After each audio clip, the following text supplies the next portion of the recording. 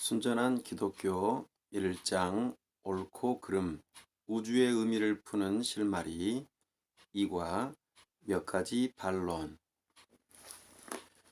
이 두 가지 사실이 정말 토대라면 논의를 더 진전시키기 전에 확실히 다져놓고 넘어가는 편이 좋겠습니다. 제가 받은 몇몇 편지들로 미루어 볼 때 상당히 많은 사람들이 이 인간 본성의 법칙이나 도덕률 또는 바른 행동 규범을 제대로 이해하지 못하고 있는 것 같습니다. 예를 들어 당신이 말하는 도덕률이란 사실상 인간의 집단 본능에 불과한 것으로서 다른 본능들처럼 발전해 온 것이 아닙니까? 라는 편지를 보내온 사람이 있었습니다.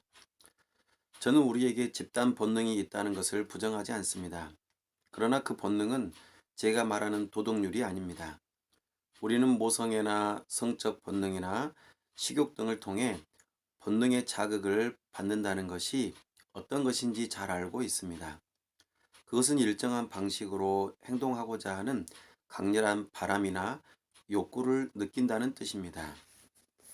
물론 가끔은 다른 사람을 돕고 싶은 마음이 그런 욕구로 나타날 때도 있지요. 그런 욕구는 확실히 집단 본능에서 나오는 것입니다. 그러나 남을 돕고 싶은 욕구를 느끼는 것과 자기가 원하든 원하지 않든 도와야 한다고 느끼는 것은 아주 다른 일입니다. 위험한 지경에 처한 어떤 사람이 도움을 요청하는 소리가 들려온다고 합시다. 아마 여러분은 두 가지 욕구를 동시에 느낄 것입니다. 하나는 당장 달려가 도우려는 욕구요. 이것은 집단 본능에서 나온 것입니다. 다른 하나는 위험을 피하려는 욕구입니다. 이것은 자기 보존 본능에서 나온 것이지요. 그러나 여러분은 이 두 가지 충동 외에 도망치려는 충동을 누르고 도우려는 충동을 복도두라고 말하는 제3의 무언가를 내면에서 발견하게 됩니다. 이처럼 그 두 본능 사이에서 판단을 내리며 그 가운데 어느 본능을 따라야 할지 결정하는 이것이 곧 그 두 본능 가운데 하나일 수는 없습니다. 언제 어떤 키를 눌러야 하는지 지시하는 악보가 곧 피아노 건반 키 가운데 하나일 수 없는 것과 마찬가지지요. 도덕률이 우리가 연주해야 할 곡이라면 본능은 단지 건반 키들에 불과합니다. 도덕률이 단순히 본능 중 하나가 아님을 알 수 있는 길이 또 하나 있습니다. 만약 사람의 마음속에 두 가지 본능만 있다면 그 두 가지가 충돌할 때에는 강한 쪽이 이겨야 마땅합니다. 그런데 우리가 도덕률을 가장 선명하게 의식하는 순간에는 대개 둘 중에 더 약한 본능 편을 들어야 할 것 같은 느낌을 받습니다. 여러분은 아마 물에 빠진 사람을 돕는 편보다는 자신의 안전을 도모하는 편을 더 바랄 것입니다. 그런데 도덕률은 그래도 그를 도와야 한다고 말합니다. 또한 도덕률이 옳은 충동을 원래보다 더 강화시키기 위해 예스라고 할 때가 종종 있지 않습니까? 즉, 옳은 일을 할 수 있는 동력을 얻기 위해 상상력을 일깨우고 동정심 등을 불러일으킴으로써 집단 본능을 자극해야 한다는 의무감이 느껴질 때가 종종 있습니다. 이처럼 한 본능을 다른 본능보다 강화시키려 드는 것은 분명한 본능에서 나오는 행동이라고 할 수 없습니다. 집단 본능 자체가 너의 집단 본능은 지금 잠들어 있으니 깨우라고 말할 수는 없습니다. 피아노 건반 키 자체가 자신을 다른 키보다 더 크게 치라고 지시할 수는 없습니다. 도덕률이 단순한 본능 중 하나가 아님을 알 수 있는 세 번째 길은 이것입니다. 만약 도덕률이 본능 중 하나라면 언제나 선하며 언제나 옳은 행동 규범에 일치하는 충동 하나를 우리의 내면에서 짚어낼 수 있어야 합니다. 그러나 그런 충동은 없습니다. 우리는 어떤 본능에 대해서든지 때로는 억누르며 때로는 복도두라는 명령을 도덕률로부터 받습니다. 우리의 충동 가운데 어떤 것, 이를테면 모성애나 애국심은 선하지만 성충동이나 싸우려는 충동 등은 나쁘다고 말하는 것은 잘못입니다.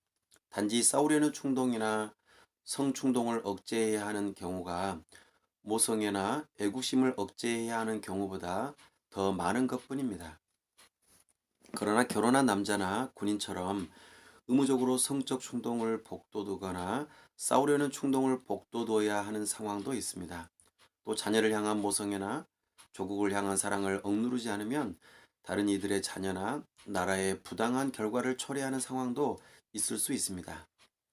엄밀히 말하자면 충동에는 원래 좋거나 나쁜 것이 없는 것입니다. 피아노의 경우를 다시 생각해 보십시오. 피아노 건반에 옳은 키와 그른 키가 있는 것은 아닙니다. 모든 키는 옳게 눌리는 순간도 있고 그르게 눌리는 순간도 있습니다. 도덕률은 본능 중 하나도 아니고 본능을 모아놓은 것도 아닙니다. 도덕률은 본능들을 지휘하여 일종의 곡조, 우리가 선이나 옳은 행동이라고 부르는 곡조를 만들어내는 어떤 것입니다. 그런데 이 점은 실제적인 면에서 아주 중요합니다. 우리가 저지를 수 있는 가장 위험한 짓은 자신의 본성에 있는 본능 중 하나를 골라 무슨 대가를 치르더라도 꼭 따라야 할 사항으로 절대시하는 것입니다. 절대적 지침이 된 후에도 우리를 마귀로 만들지 않을 본능은 없습니다. 보편적인 인간에야말로 안전한 본능이라고 생각할지 모르겠지만 그렇지 않습니다. 인간을 핑계로 정의를 무시할 경우 여러분은 이른바 인간을 위하여 계약을 깨뜨리며 재판의 증거를 위조할 것이고 결국 잔인한 배신자가 되고 말 것입니다. 제게 편지를 보내온 사람 중에는 당신이 말하는 도덕률이란 교육을 통해 우리에게 주입된 사회적 관습에 불과한 것이 아닙니까? 라고 묻는 이도 있었습니다. 저는 이 점에서도 오해가 있다고 생각합니다. 이런 질문을 하는 이들은 대개 부모와 스승에게서 배운 것이 있다 해도 그것은 단지 인간들이 만들어낸 것에 불과하다는 생각을 당연시하는 사람들입니다. 물론 이것은 사실이 아닙니다. 우리는 모두 학교에서 구구단을 배웠습니다. 그러나 사막에서 혼자 자란 아이는 구구단을 모를 것입니다. 그렇다고 해서 구구단이 단지 인간의 관습, 즉 인간이 스스로 구성해낸 것으로서 인간이 원했다면 얼마든지 달리 만들 수도 있었다고 말할 수는 없지 않습니까? 다른 모든 것도 그렇지만 바른 행동의 규칙도 부모와 스승과 친구들과 책들로부터 배운다는 사실에 저는 전적으로 동의합니다. 그 중에 어떤 것은 얼마든지 달라졌을 수도 있는 단순한 관습이지만 우리가 배운 것은 좌측 통행이지만 우측 통행이 규칙이 되었을 수도 있지요. 또 어떤 것들은 수학처럼 실제적인 진리들입니다. 문제는 인간 범성의 법칙이 그중 어디에 속하느냐 하는 점입니다. 제가 인간 본성의 법칙을 수학과 같은 부류에 포함시키는 데에는 두 가지 이유가 있습니다. 첫째, 1장에서 말했듯이 한 시대나 한 나라의 도덕관은 다른 시대나 다른 나라의 도덕관과 다를 수 있지만 사실 그 차이는 그렇게 크지 않으며 대부분의 사람들이 상상하는 것만큼 크지 않습니다. 그 모든 도덕관들을 관통하는 동일한 법칙이라는 것이 있기 때문입니다. 반면에 사람들이 어느 쪽 길로 다니며 어떤 옷을 입느냐 하는 등의 단순한 관습들은 얼마든지 큰 차이를 보일 수 있지요. 또 하나의 이유는 이것입니다. 여러분은 민족마다 다른 도덕들에 대해 생각할 때 어느 한쪽의 도덕이 다른 쪽의 도덕보다 더 낫거나 못하다는 판단을 내리지 않습니까? 또 어떤 도덕은 이전보다 낮게 변화되었다고 생각할 때가 있지 않습니까? 그런 경우들이 없다면 도덕적 진보란 무의미한 말이 되고 말 것입니다. 진보란 단순한 변화를 의미하는 것이 아니라 더 나은 방향을 향한 변화를 의미하는 것이니까요. 한 도덕관이 다른 도덕관보다 더 진실하거나 더 나은 경우가 있을 수 없다면 야만인의 도덕보다 문명인의 도덕을 선호하거나 나치의 도덕보다 기독교의 도덕을 선호하는 것은 다 무의미한 일이 됩니다. 물론 실제로는 우리 모두 도덕 간에 우열이 있다고 믿고 있습니다. 또 자신이 살았던 시대의 도덕관을 변화시키고자 노력했던 이들이야말로 개혁가나 개척자, 주변 사람들보다 도덕을 더 잘 이해한 사람이라고 부를 만한 가치가 있는 사람들이라고 믿지요. 그렇다면 좋습니다. 어떤 도덕이 다른 도덕보다 더 좋다고 말하는 순간 여러분은 사실상 어떤 기준에 견주어 그 두 도덕을 판단한 것입니다. 즉, 그 중에 어느 것이 그 기준에 더 가까운가를 견준 것이지요. 그때 두 도덕을 견준 기준은 그 두 도덕과 다른 제3의 것일 수밖에 없습니다. 실제로 여러분은 그 두 도덕을 참 도덕이라 할 만한 것과 비교함으로써 사람의 생각에 좌우되지 않는 진정한 옳음이라는 것이 존재하며 어떤 도덕과는 다른 것보다 그 진정한 옳음에 가깝다는 사실을 인정한 셈입니다. 이 점을 달리 표현해 봅시다. 만일 여러분의 도덕이 더 참되며 나치의 도덕이 덜 참되다면 거기에는 반드시 그렇게 판단할 수 있게 만드는 그 무엇, 참 도덕이라 할 만한 것이 존재합니다. 뉴욕에 대한 여러분의 생각이 저의 생각보다 더 참되거나 덜 참될 수 있는 이유는 뉴욕이라는 도시가 우리의 생각과 상관없이 실제로 존재하는 장소이기 때문입니다. 만일 여러분이나 제가 말하는 뉴욕이 단순히 내 머릿속에서 내가 그려낸 도시라면 어떻게 한쪽이 다른 쪽보다 더 참되다고 말할 수 있겠습니까? 그럴 경우에는 참과 거짓 자체가 아예 문제가 될 수 없습니다. 마찬가지로 바른 행동 규범이 단순히 각 나라가 어쩌다가 승인하게 된 사항들에 불과하다면 한 나라의 승인이 다른 나라의 승인보다 더 올바르다는 말은 의미가 없어지며 세상이 도덕적으로 더 나아졌느니 나빠졌느니 하는 말 또한 의미가 없어집니다. 따라서 저의 결론은 바른 행동에 대한 사람들의 생각 차이 때문에 종종 자연적인 행동 법칙이란 없다는 의심을 하게 되긴 하지만 사실은 이런 차이에 대해 생각하게 만드는 이 상황이야말로 오히려 그런 행동 법칙이 존재한다는 정반대의 사실을 입증한다는 것입니다. 마지막으로 덧붙일 말이 있습니다. 제가 만난 사람들 중에는 도덕 간의 차이와 사실에 대한 신념 간의 차이를 구분하지 못한 탓에 도덕 간의 차이를 지나치게 과장하는 이들이 있었습니다. 예컨대 한 사람은 300년 전 영국에서는 사람들을 마녀로 몰아서 잡아 죽이는 일이 벌어졌소. 그것이 당신이 말하는 바 인간 본성의 법칙이나 바른 행동의 법칙이란 말이오? 라고 묻더군요. 분명한 것은 우리가 지금 마녀를 잡아 처형시키는 일을 하지 않는 이유가 이제 더 이상 마녀의 존재를 믿지 않게 되었기 때문이라는 사실입니다. 만일 우리가 지금도 여전히 마녀의 존재를 믿는다면 자신의 영혼을 악마에게 판 대가로 초자연적 능력을 받아 그 힘으로 이웃을 죽이거나 미치게 만들고 날씨를 굳게 만드는 사람들이 주위에 있다고 정말로 믿는다면 우리 역시 이 불쾌한 이적 행위자들을 사형시켜 마땅하다는데 모두 동의했을 것입니다. 즉 도덕적인 원칙에는 차이가 없습니다. 사실에 대한 생각에 차이가 있을 뿐입니다. 마녀의 존재를 믿지 않게 된 것은 지식의 큰 진보라고 할 수 있습니다. 그러나 마녀가 없다고 생각해서 마녀 사냥을 하지 않는 것은 도덕적인 진보가 아닙니다. 집에 쥐가 없다고 생각해서 쥐돈 놓기를 그만둔 일을 인도적인 사람이라고 부를 수 없으시 말입니다. 방금 읽은 내용을 정리해보면 옳고 그름에 대한 인간 본성의 법칙, 도덕률에 대하여 몇 가지 반론들을 통하여 검증하는 내용입니다. 몇 가지 반론이라 함은 첫째, 본능, 욕구에 대한 것이고 둘째, 관습에 대한 것입니다.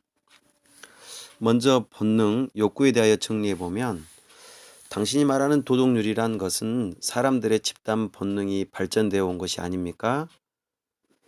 이렇게 물어본다는 것이죠. 하지만 루이스는 도덕률과 본능은 다르다고 말합니다.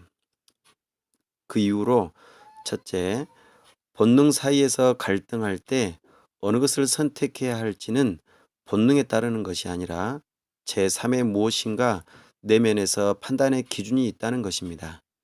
그것이 도덕률이라는 것입니다. 둘째, 우리에게 본능만 있다면 강한 본능에 충실하게 따라야 하겠지만 그 본능이 강하든지 약하든지 옳은 본능에 따라야 한다고 말하는 도덕률이 있다는 것입니다. 셋째, 본능은 언제나 옳은 행동 규범에 일치하는 것을 우리 내면에서 집어낼 수 없다는 것이죠. 결국 도덕률은 본능 중 하나도 아니고 본능을 모아놓은 것도 아닙니다. 도덕률은 본능들을 지휘하여 우리가 선이나 옳은 행동이라고 부르는 것을 만들어내는 어떤 것입니다. 루이스는 여기에서 한 가지 본능을 절대시하는 것은 가장 위험한 행동이라고 경고합니다. 본능을 핑계로 약속을 깨뜨리며 증거를 위조할 것이고 결국 잔인한 사람이 되게 할 것이기 때문입니다. 두 번째 반론을 정리해 보면 당신이 말하는 도덕률이란 교육을 통해 우리에게 주입된 사회적 관습에 불과한 것이 아닙니까? 라는 것입니다. 이에 대하여 루이스는 우리가 말하는 바른 행동이라는 것은 누구에게서 배운다는 것을 인정합니다. 그렇다고 해서 구구단과 같은 실제적인 진리들이 관습에 의해서 달라질 수 있다고 생각하면 안 된다고 말합니다. 루이스는 도덕률을 수학적 진리로 표현하는 이유를 두 가지로 정리합니다. 하나는 시대나 나라마다 관습이 다를 수 있지만 그 관습들 가운데서 관통하는 동일한 법칙이 있다는 것이고, 또 하나는 관습이 서로 다를 때 우리는 어느 것이 더 발전되고 좋다고 판단하느냐는 것입니다. 이 기준이 바로 관습과는 다른 제3의 것으로서 사람의 생각에 좌우되지 않는 진정한 옳음이라는 것이 존재하며 그 옳음에 더 가까운 관습을 선택하는 것이 우리에게 있다는 것입니다. 결론적으로 루이스는 바른 행동에 대한 사람들의 생각의 차이 때문에 행동 법칙, 곧 도덕률이 없다고 의심받기는 하지만 오히려 그러한 사람들의 생각의 차이를 통해서 우리는 행동 법칙이 존재한다는 것을 입증받게 됨을 말합니다. 사실에 대한 생각을 보통 신념이라고 합니다. 이 신념 간에는 다소 차이가 있습니다. 그렇다고 도덕적인 원칙을 무시하거나 없이하지는 않는다는 것이지요. 오늘 내용을 읽으면서 저의 생각을 정리해 봅니다. 루이스의 글을 읽으면 논리가 분명함을 금방 알아차릴 수 있습니다. 우리가 가진 나침반이 제대로 잘 작동하는지를 점검하는 것은 매우 중요합니다. 군대에서 정찰할 때 지도 보는 법을 배우고 나침반을 이용하여 목표물을 찾아가는 훈련을 많이 했던 기억이 납니다. 나침반이 가리키는 북쪽과 지도의 북쪽을 일치시키는 일은 매우 중요했던 것 같습니다. 그래야만 우리의 위치를 확인하고 목표물의 위치의 방향과 거리를 측정할 수 있기 때문입니다. 그런 의미에서 도덕률과 본성, 관습이 다른 것이며 오히려 본성과 관습이 도덕률의 존재를 밝혀주는 역할을 한다는 것을 확인할 수 있었습니다. 사용하는 언어가 익숙치 않아서 생각해야 할 시간들이 좀 필요한 부분이 있지만 그래도 예를 들어서 설명하는 루이스의 모습에서 제대로 알고 설명하고 있다는 신뢰를 받게 됩니다.